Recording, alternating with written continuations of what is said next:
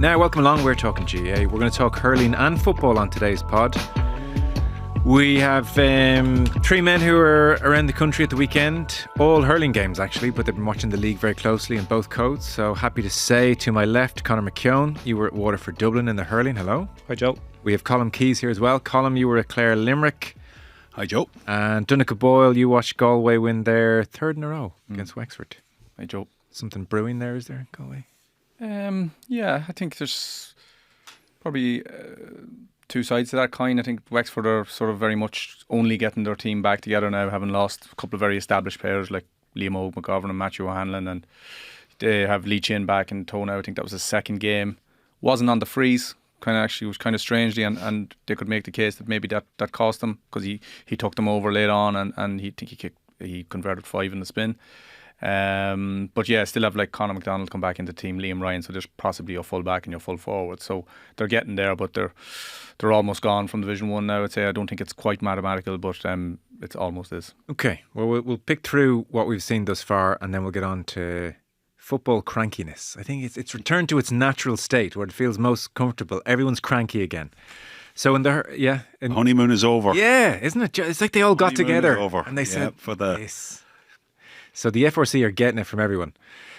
In hurling, as things so hurling's just ticking along fine. Is that kind of it's grand. It's great. It's grand. It's self-assured enough to know we're just messing around here, and then things are about to get really good. Yeah, I did notice, but that the game I was at, Clare and Limerick, the scores were appreciably below some of the football scores that have been racked up. It was 121 to 21. Normally, you're expecting Limerick to be close enough to the 30 mark, and Clare. Yeah.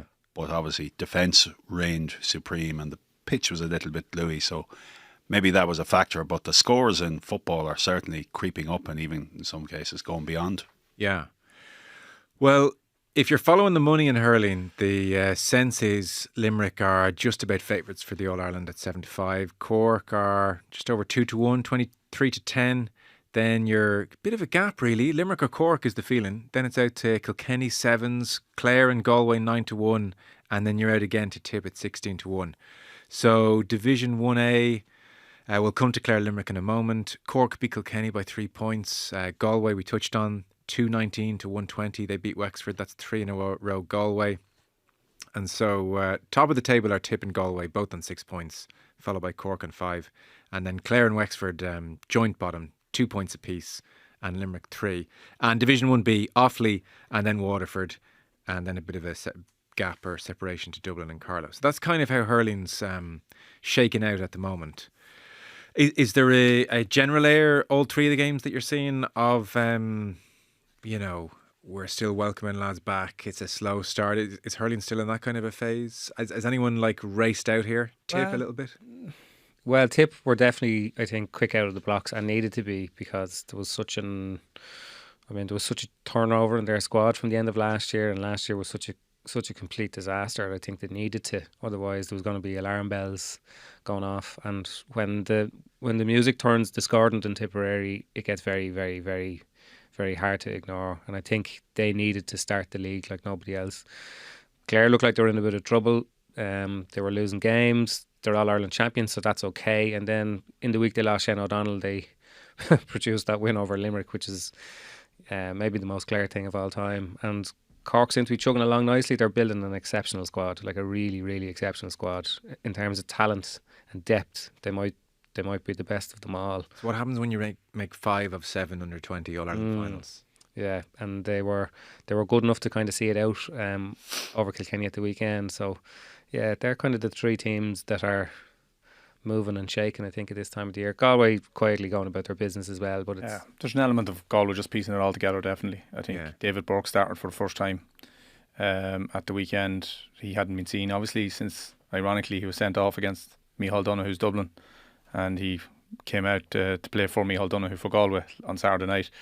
And Micheál was saying to us after the game that Daithí Burke is getting close to coming back, and Cathal Mannion as well. So certainly an element of that coming back into it. I do think that's particularly with the round robin system in the provinces. I do think there's an element of trying to get everyone back and right for a certain time of the year, as opposed to not everyone needs to pull up trees in round 1 and 2. No, I thought to be a bit more cutting edge to the hurling league because of the the relegation situation. For the first time in a long time, there is meaningful relegation in from Division 1A. Now, obviously, Clare felt it going into the Gaelic grounds yesterday, but I don't get the sense that there's that real fear of the drop. No. In the same way that you see it in football. I could be wrong, but I just don't sense it. Even in hurling, back when 1A, 1B was a thing before, it was a massive talking point. It was a real, like, we can't go down. Go down, yeah. And very, very rarely have All-Ireland champions, reigning champions, dropped down a division and actually had to have played there. Wexford, but the league was reorganised then for 1998 when they were champions. Kilkenny 93 was the last time. Right. Now, obviously, Clare came in and Brian Lohan did admit, they felt it. But that's after losing. It's not really the threat of relegation as much as we've lost 3 games. We have to correct this. And Limerick were a little bit off yesterday. Okay. They're down. You mentioned missing players. You could easily apply 9 or 10, the figure of 9 or 10 to the missing list for Limerick of potential starters. Could start naming them there, but there was very, very few nailed on starters on the. Obviously Aaron Gallan, Cian Lynch played, Barry Nash played, but by and large they're missing a lot of players at the moment, as are Clare, but not as many. Limerick's absentee list is greater than anyone's right I think now. That's kind of changed. There's been a change in that narrative, Joe, that if you remember the old 1A, 1B and it was the top 6 teams, and there was a sort of conversation at the time that maybe 1A was too cutthroat at one stage, that it was too much required and taking too much out of those teams to stay in that division. Why they scrapped it, really. Yeah. So I mentioned to Keith Rossiter, like, as I said, he wasn't mathematically gone. I asked him, you're more or less relegated now, and he says, yeah, look, there's still loads of good games there in Division 2. So it wasn't the end of the world for him. Now, you could say he would say that in the scenarios he's in. Yeah, but 1B was like, say, Siberia a couple of years ago. The only thing is, like, in 1B, like, I was at the game yesterday between Waterford and Dublin, and that was completely flavoured by the fact that it was a promotion game. Like, because Waterford started the league by losing to Carlow, and because Dublin lost to Offaly in their previous game, this game was a de facto shootout for who most likely is going to make the Division 2 final with Offaly. Offaly. And the second half showed it. Like, it got very, very sparky on the line. 2 managers were booked. Dublin had a player sent off, straight red card for the 3rd game in a row. They were 5 points up at the time, and it was basically the losing of the game. And I think the managers' sort of reactions afterwards and the general vibe from the 2 teams was in keeping with that as well. There was actually a lot at stake. So whatever about a top-ranked county, if you want to call them All-Ireland champions, going down, maybe they can absorb that. But I think for counties like Dublin and Waterford and Offaly as well, going up has a huge...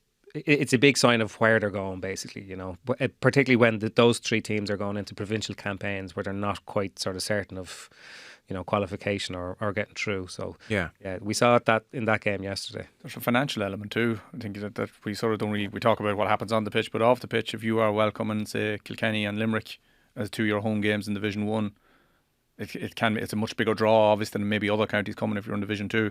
And I think, like, an administrative side of thing, they would be very conscious of that as well, about, well, who have we got next year? Okay, fair point.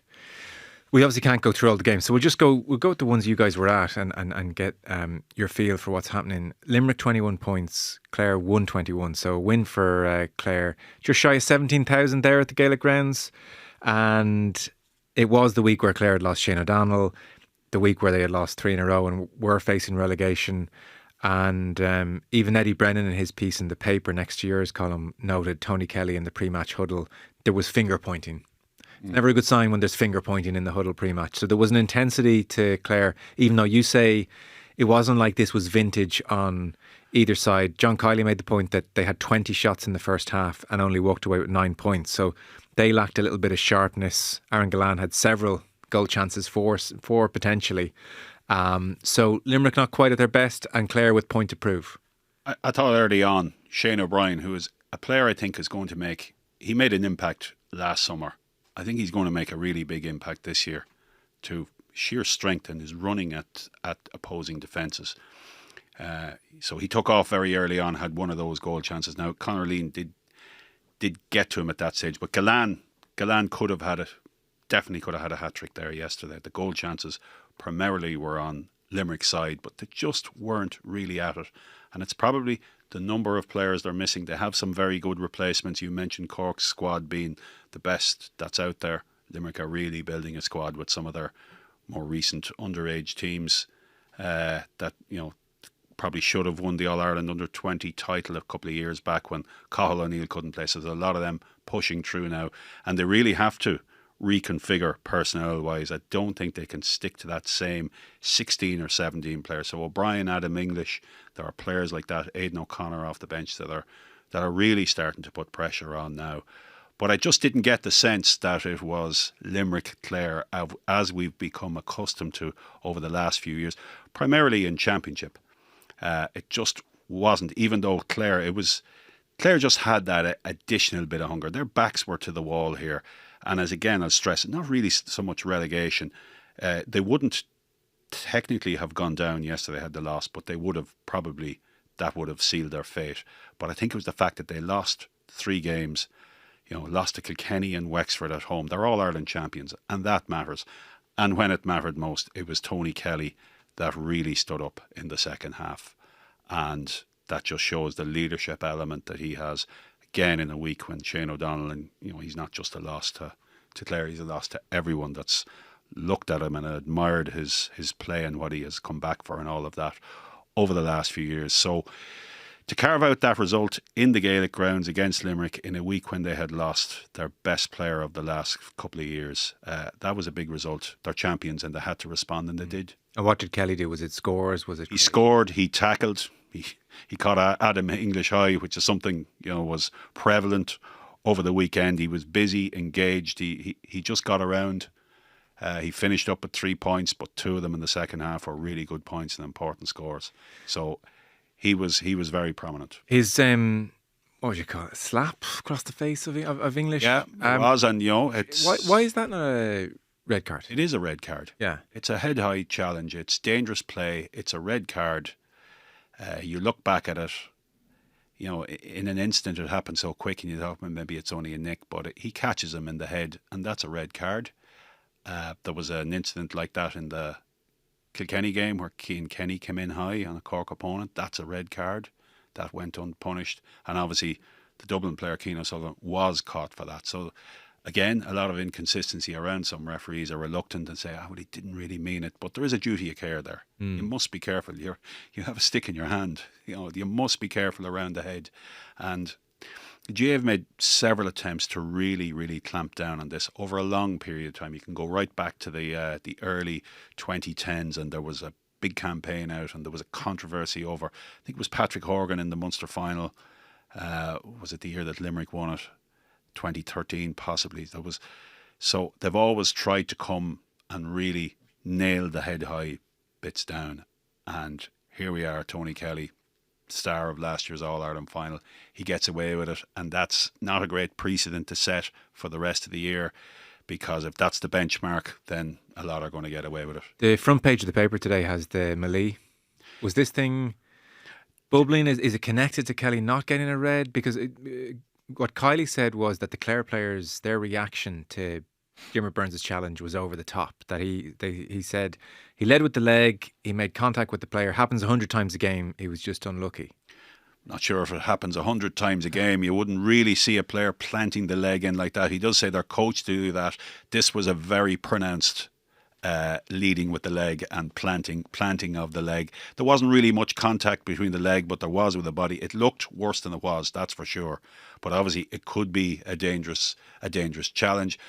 I'm not altogether sure that's why he was sent off. I think it was the follow-up. It looked like the referee was indicating that it was the follow-up. It was the follow-up, but Kylie's saying the Clare lads reacting was a bit OTT. I think it probably was, but they did react and drew a reaction then out at Diarmaid Byrnes. I mean, the whole lot of them went for Diarmaid Byrnes, so it was all in at that stage.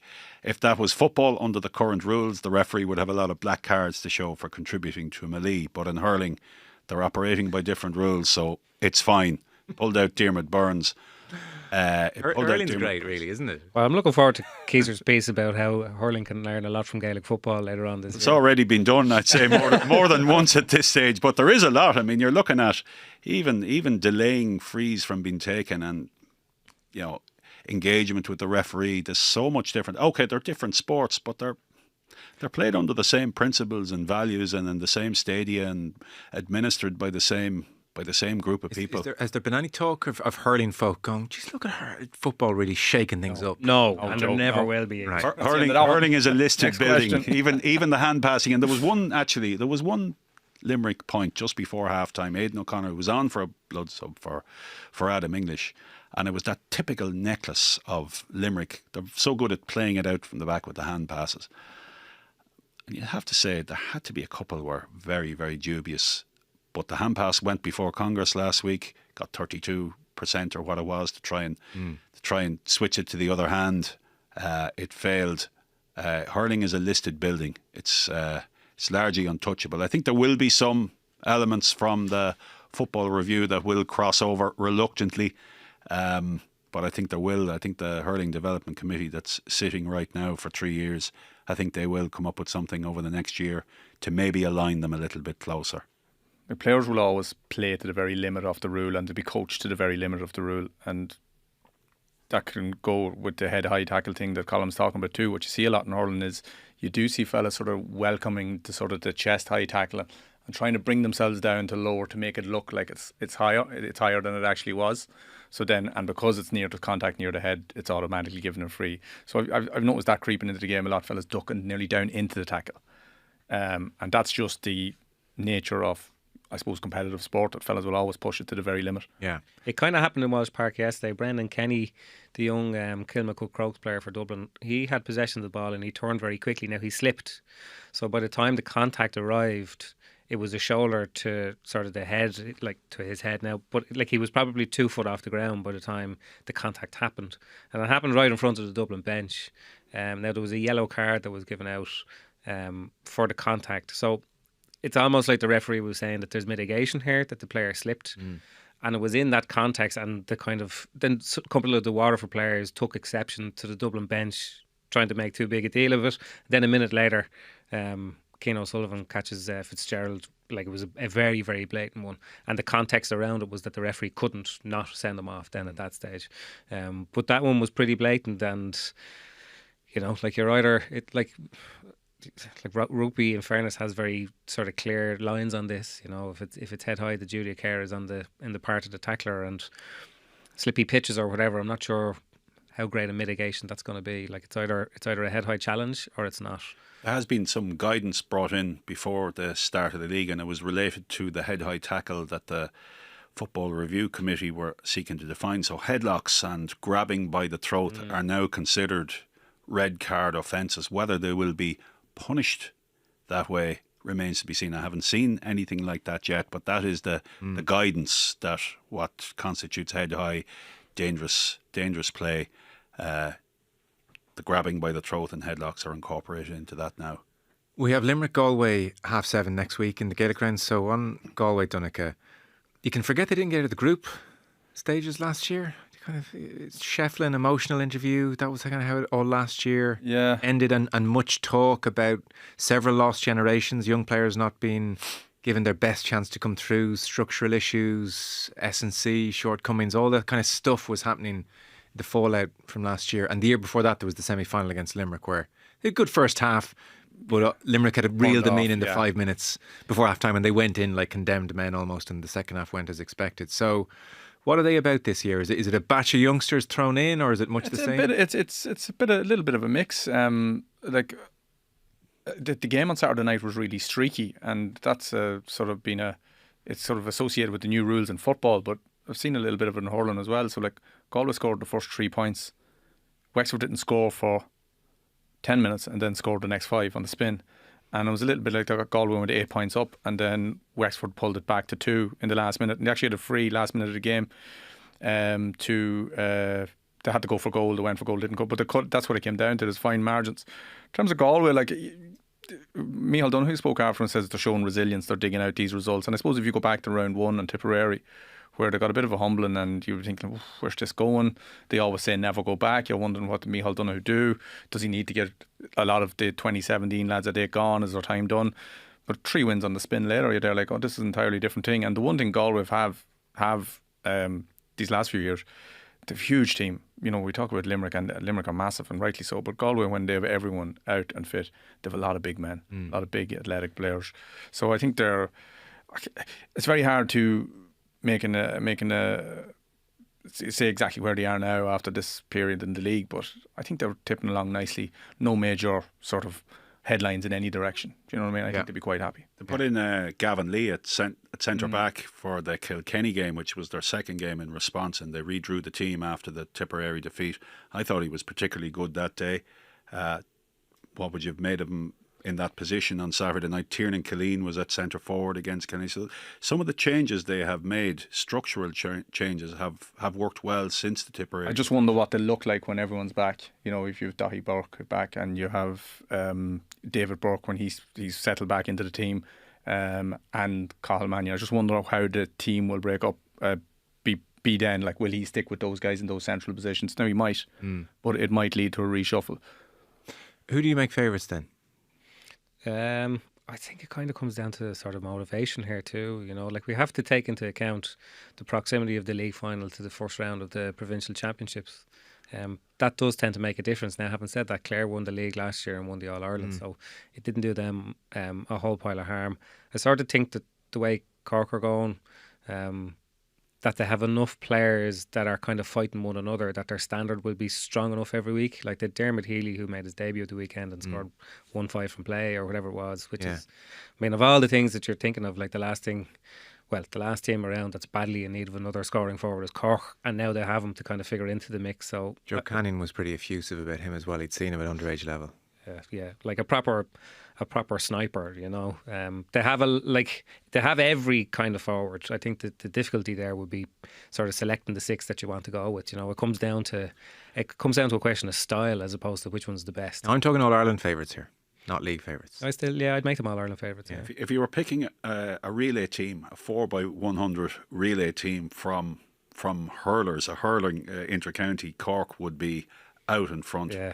Some pace, even off the bench, through Jack O'Connor and Shane Kingston, but all of them can travel. And Dermot Healy, he can really move. He can cover the ground very well, and he's big and he looks like he could be a physical player into the future. So if you take it that Brian Hayes and Alan Connolly were just revelations for Cork last year, and you're thinking, well, there's two mainstays of your attack. And they haven't lost anybody, and like Patrick Horgan is still a 90% free taker, and you're building Healy into this, and then you look at the pace of Shane Barrett and Dara Fitzgibbon when they go, and even Kieran Joyce. There's so much pace in that Cork team that you would have to say that they're going to be very, very hard to beat this year.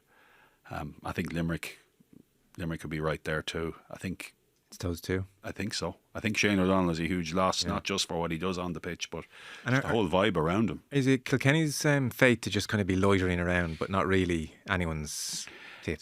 Yeah. Kind of symptomatic of what they've done in the last year's semi-final, and then get so far in the All-Ireland finals the previous 2 years. They're very continuing to win Leinster titles. And I think if you're looking for a Leinster championship favourite, for me it's Kilkenny.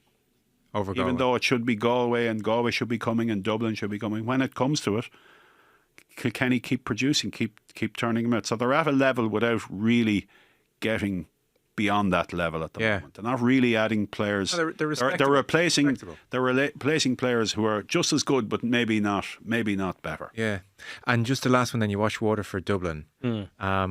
Is there any threat of the Dubs making a real impact again on the landscape? Yeah, I think they're gonna have a good team. Like, they've shot themselves in the foot now. This is the third game in a row they've had a straight red card, and they put themselves under pressure in Mullingar, which they shouldn't. They were 2 points ahead against Offaly when they had a player sent off and lost the game. They were 4 up here after getting a brilliant second goal from Keane O'Sullivan, who got 2-2. So I actually think they're going to have the best panel they've had in a long time, because a lot of players have returned and they've tried out a huge number of players. But they obviously need to keep 15 players on the pitch. Sure. But they do look like they have a very discernible style, and they're nailing down, I think, the key positions. So other than not winning games, but they've won 2 of 4 I think the big problem now for that Dublin team is that they have 2 remaining games that they're expected to win, and there's no great sort of jeopardy there, win or lose. So it would be hard to get a read of them. But like they're going into a Leinster Championship where they've Offaly first at home in Parnell Park, and it's basically if they win that, who's going to say they're not going to beat Galway in Parnell Park because they do it so often and might make a Leinster final. And if they lose that, they're fighting an uphill battle to get anywhere near the top 3. Okay.